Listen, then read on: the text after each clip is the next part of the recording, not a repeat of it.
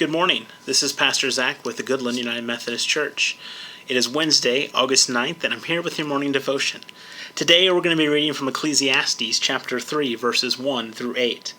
For everything there is a season and a time for every matter under heaven, a time to be born and a time to die, a time to plant and a time to pluck up what is planted, a time to kill and a time to heal, a time to break down and a time to build up, a time to weep and a time to laugh, a time to mourn and a time to dance, a time to throw away stones and a time to gather stones, a time to embrace and a time to refrain from embracing, a time to seek and a time to lose, a time to keep and a time to throw away, a time to tear and a time to sow, a time to keep silence and a time to speak, a time to love and a time to hate, a time for war and a time for peace.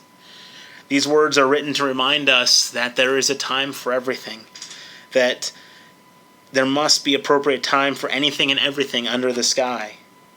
But we, as mortals, are not privy to that information.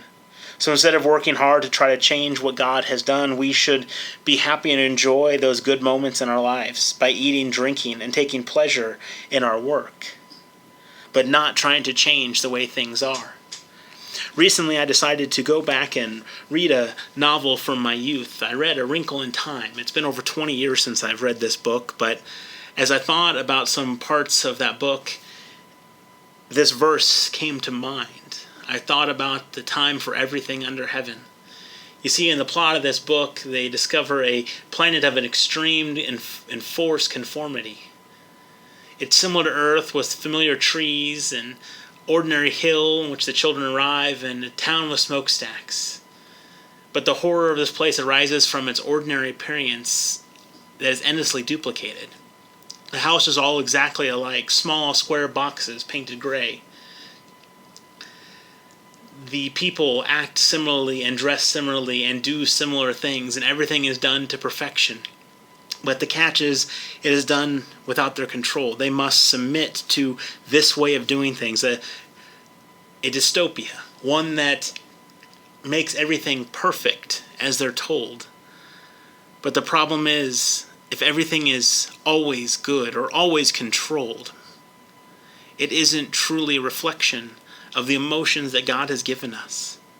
We wish and hope for days that are only happy, that are only prosperous, that are only top days for us.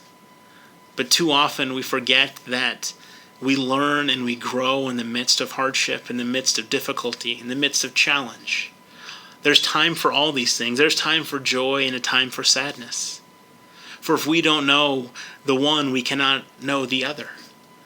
Happiness is not true happiness unless it is reflection of those sad times.